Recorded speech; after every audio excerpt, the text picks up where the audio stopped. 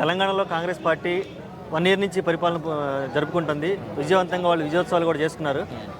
అసలుకి 1 ఇయర్ వాళ్ళు ఏం సాధించారని విజయోత్సవాలు చేసుకున్నారు? వాళ్ళు అర్హులే అంటారా?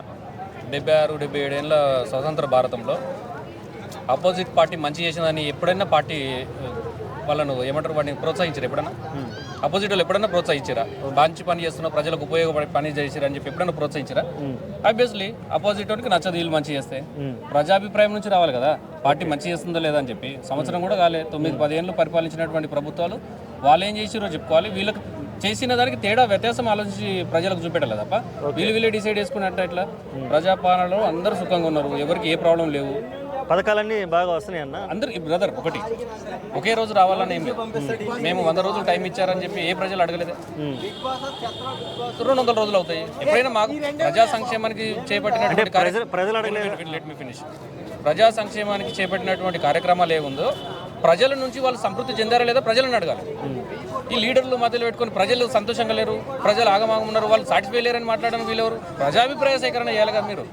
అంటే చిన్న చిన్న విషయాలకి ప్రతిదానికి ప్రజాభిప్రాయ సేకరణ అంటే కుదరదు. కానీ మామూలుగా ప్రజల యొక్క అభిప్రాయాలను తీసుకెళ్ళడానికి ప్రజల అభిప్రాయం ఒక్క నిమిషం చిన్న విషయానికి కుదరనప్పుడు మాట్లాడడం మానేయాలి. అంటే ప్రజల అభిప్రాయాలని పబ్లిక్లో తీసుకెళ్ళి అటు లీడర్లు కానీ ఇటు జర్నలిస్టులు కానీ ఇటు మీడియా కానీ ఈ 2 సోర్సులే ఉంటాయి కాబట్టి వాళ్ళు చెప్పేది మరి అంత బ్లైండ్గా ఏం చెప్పరు కదా వాళ్ళు కూడా. ఒకటి సోదరా, మీడియాను ఎప్పుడూ బ్లేమ్ చేయదు. ఇది 4th పిల్లర్. మీడియా అంటే ఒక 4th పిల్లర్ లాంటిది, ఒక బలమైన సంస్థ మీడియా అనేది. మీడియాలో ఎప్పుడైనా ఏ పార్టీకి తలొంచి పనిచేయరాలు. ప్రజా సంక్షేమం కోసం ప్రజల తరపున పోరాడేటువంటి వ్యక్తులు మీడియా. అందులో కొంతమంది మాత్రము వాళ్ళకి సంబంధించినటువంటి పార్టీ, నేను ఒక పార్టీ పెట్టుకున్నా, నేను 10 ఛానళ్ళు నేను కొనుక్కున్నా, లేకపోతే వాళ్ళకి సాలరీలు ఇస్తున్నా, మెయింటైన్ చేస్తున్నా, అతను ఒకటి చేస్తున్నాడు. వాట్ ఎవర్ ఇట్ మేబీ, ఎవరి కింద పనిచేసినా ప్రజా సంక్షేమం కోసమే పనిచేస్తారు. సో మీడియా కూడా ప్రజల అభిప్రాయాలనే సేకరిస్తుంది, మంచి చేస్తుంది. సో అలాంటప్పుడు కొంతమంది మీడియాస్ ఎవరైతే ప్రతి మనిషికి నచ్చాల్సిన అవసరం. ఈ రోజు ఉన్నటువంటి కాంగ్రెస్ ప్రభుత్వంలో చాలా పెద్ద లెజెండ్స్ ఉన్నారు. ఊరికేనే కాదు కదా, ప్రజా సంక్షేమం కోసం కొట్లాడుతున్నటువంటి ప్రతి లీడర్కి ప్రజలు 100% సపోర్ట్ చేశారు కాబట్టి అధికారంలో ఈ రోజు నడుస్తుంది. అంటే చాలా సమస్యలు రాష్ట్రంలో కళ్ళ ముందు కనపడుతుంటే వాటి మీద దృష్టి పెట్టకుండా ప్రజల్ని డైవర్ట్ చేయడానికి ఈ తెలంగాణ తల్లి విగ్రహం మార్పుని, టీఎస్ని టీజీ చేయడము, రాష్ట్ర గయాన్ని మార్చడము, ఇటువంటి చిన్న చిన్న మార్పులు కాకుండా రాష్ట్ర మార్పుని కోసం మీ ఛానల్ ఏదో నాకు తెలియదు కానీ తెలంగాణ తల్లి ఇంత ముందుకున్న తల్లికి ఇప్పుడున్న తల్లికి మార్పులు అయినాయి కదా. ఇంత ముందుకున్న తల్లికి అంత ముందుకున్నటువంటి తల్లి కూడా మార్పులు అయ్యాయి. ఓకే, అర్థమైందా నీకు? తెలంగాణ తల్లి ఇప్పుడు పెట్టినటువంటి కాంగ్రెస్ ప్రభుత్వం ఏదైతే పెట్టినటువంటి తెలంగాణ తల్లి వల్ల ఎవరికి నష్టం జరిగింది? ఎవరికి నష్టం జరిగింది? ఎవరికి నష్టం లేదు, ఎవరికి లాభం లేదు కదా. అరే నీకు అర్థం కావట్లేదు. గౌరవించడం, ఇప్పుడు తల్లిగా భావించి గౌరవిస్తున్నాం. మా అమ్మ గరీబ్, ఆమె నా తల్లి గరీబ్, ఇంకా డెవలప్ అవ్వాలి నేను అనుకుంటున్నాను. నువ్వు అనుకుంటున్నావు బంగారం వేసి పుట్టుకతోటి బంగారంతో పుట్టిందని నువ్వు అనుకున్నావు. ఎవరి అభిప్రాయ ప్రకారం వాళ్ళు ఉన్నారు కాబట్టి ప్రజలకు ఏ విధంగా ఉపయోగపడుతుందని ముఖ్యం.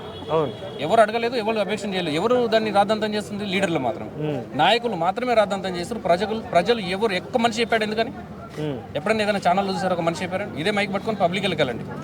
తప్పు చేస్తున్నది ప్రభుత్వం. ఈ రోజు అవసరం లేనటువంటి విగ్రహాన్ని ప్రతిష్ఠించారని చెప్పి ప్రజాభిప్రాయాన్ని తీసుకోండి, దాని మీద మాట్లాడే ప్రయత్నం చేయాలి సోదరా. నాకు తెలిసి నేను ఒక పబ్లిక్ నుంచి వచ్చినటువంటి వ్యక్తిని, ఏ పార్టీకి సంబంధం లేకున్నటువంటి వ్యక్తిని కాబట్టి మంచిగా ఆలోచించారు. మంచిగా జరుగుతుంది. మంచి జరగడానికి కాస్త టైం పడుతుండొచ్చు. ఫైనల్గా మనకు మంచిగా జరుగుతుందని ఆశిద్దాం. ప్రజా సంక్షేమం కోసం ఎవరైతే పోరాటం చేస్తున్నారో, ఎవరైతే చేసినారో, అసూలు బాసిరో ఈ తెలంగాణ ప్రత్యేక రాష్ట్రం కోసం వాళ్ళందరూ సంతృప్తి, వాళ్ళ కుటుంబాలు కూడా మంచిగా ఉన్నాయి. వాళ్ళకి ఏది జరగాలో, ఏ ప్రభుత్వం ఉన్నా పర్లేదు, ప్రజలకు మంచి జరగాలి ఫైనల్గా. సో మంచిగా జరుగుతుంది. అంటే ఒకవైపు రైతుల సమస్యలు కూడా ఉన్నాయి, ఇంకా రుణమాఫీ అవ్వలేదు, రైతు బంధు తీసేసి బోనస్ ఇస్తామంటున్నారు. సోదరా గుర్తుంచుకో, భారతదేశం ఎప్పటికైనా డెవలప్డ్ కంట్రీ కాదు, డెవలపింగ్ కంట్రీ, అభివృద్ధి చెందుతున్నటువంటి దేశం. సమస్య ఈ రోజు తీర్స్తే ఏ ముఖ్యమంత్రి కానీ ఇంకొక 5 సంవత్సరాలు ఇతన్ని ముఖ్యమంత్రి చేస్తే ప్రజా సంక్షేమాన్ని ఇట్లా చేసి ఓంపి బుష్ అని చెప్పి మంచి మారుస్తాడా? వాళ్ళకు కష్టాలు ఉంటాయి. ఇంకా 20 ఏళ్ళు ఏం కష్టాలు ఉంటాయి. ప్రతి మనిషికి కోరికలు అధిగమించడం కూడా కష్టాలు కూడా కామన్ పోవడం. ఓకే, ఎంతవరకు సమర్థిస్తున్నారు, ఎంతవరకు వచ్చినది, రైతులకు ఏ విధంగా మనకు సహాయపడుతున్నాయి? ఇప్పుడు ఎన్నో ఫ్రీ 6 స్కీములు పెట్టారు. 6 స్కీములలో మనము చేసాము, 3 అయ్యాయి, 4 అయ్యాయి, 5 అయ్యాయి, what ever it may be. అంటే అవి కూడా ఇన్కంప్లీట్ గా ఉన్నాయి. బ్రదర్, నువ్వు సంవత్సరంలో చేస్తామని చెప్పి ఇక్కడ రాస్తున్నారు. 100 రోజులు అన్నారు. ఇప్పుడు 100 రోజుల్లో ఉందన్నారు. అర్హులకు మాత్రం ఇచ్చింది. అనర్హులు వాళ్ళు వచ్చి అది చేసి బురద జిల్లే ప్రయత్నం అయితే కరెక్ట్ కాదు. నేనైతే ఒక ప్రభుత్వానికి సంబంధించినటువంటి వ్యక్తిని కాదు, కాంగ్రెస్ కాదు, అటు బీఆర్ఎస్ కాదు, ఒక మనిషిని. ఓకే, ఇప్పుడు ఇంకో విషయం కొత్తగా నేను విన్నాను, నల్లా బిల్లులు కూడా ఇప్పుడు ప్రజలు కట్టమని ఆదేశిస్తున్నారు అనేది ఒకటి ఉంది. తప్పేముంది? కట్టే అంటే అంతకుముందు నల్లా బిల్లులు కట్టే స్థాయిలో లేరా ప్రజలు అంటున్నా. ఇప్పుడు ఇప్పుడు గరీబోని పోయి నేను రేషన్ కార్డు ఉంది నేను కట్టలేను, నన్ను అడగట్లేదే. రేషన్ కార్డు ఉన్న అడగట్లేదు. కొన్ని కోట్లు బిల్డింగ్ పెట్టుకొని దాదాపు 10 యంత్రాలు 20 యంత్రాలు బిల్డింగ్ పెట్టుకొని దాదాపు కొన్ని లక్షల రెంట్లు వసూలు చేస్తూ నల్ల బిల్లు ఎందుకు కొట్టాలి వాళ్ళు? వాళ్ళ దగ్గర నుంచి వసూలు చేసి గరీబోడికి వచ్చుగా పల్లెటూరులో ఉన్నటువంటి వ్యక్తులను. అది ఇదైతే ఆ ఉద్దేశం. ఇప్పుడు నువ్వు నాకైతే ఇప్పటివరకు తెలియదు, నువ్వు చెప్పిన కాబట్టి 100% ఐమ్ షూర్ చేయాలి. లక్షల రెంట్లు తీసుకొని నల్ల బిల్లు కట్టకపోవడం ఏందయ్యా? ట్యాక్సీలు ఎగ్గొట్టడం ఏందయ్యా? కరెక్ట్ కాదు. అర్హులు నిజమైన నీతి నిజాయితీ గల ప్రభుత్వ ఉద్యోగి కానీ ఈవెన్ నాయకుడు కానీ అర్హులైనటువంటి వ్యక్తికి ఇట్లాంటి పథకాలు అందజేయాలి, అందరికీ కాదు. ఓకే, చివరిగా హైడ్రా మీద నీ అభిప్రాయం ఏందన్నా? అది మంచిది, మంచిది, అద్భుతమైనది, అద్భుతం. ఈ రోజు బాధపడుతుండొచ్చు కానీ భావి భారత పౌరులకు ఒక బాట అది. ఓకే, అంటే అందరూ అనుకునేది ఏంటంటే హైడ్రా మంచిదే, కానీ దాని ఇనిషియేటివ్లో మాత్రం చాలా తప్పులు జరిగాయి. ఈ ప్రస్తుతం ఉన్న హైడ్రా నా ఇల్లు కూలిపోయింది, నేను నష్టపోయా. నష్టపోవడానికి కారకులను శిక్షించాలి, అప్పుడు నష్టపోయిన నేను కూడా సాటిస్ఫై అవుతా. దట్స్ ఇట్, అదొకటి చేయాలి గవర్నమెంట్ అని చెప్పి మనస్ఫూర్తిగా.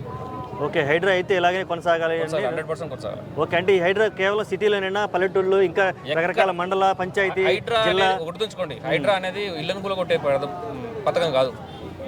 పూర్వంలో మనకు ఉన్నటువంటి నీటి సదుపాయం గలటువంటి సోర్సెస్ని క్లీన్ చేయడం. అది ఎక్కడ అంటున్నా పర్లేదు, ఊర్లో ఉన్నా పర్లేదు, సిటీలో ఉన్నా పర్లేదు.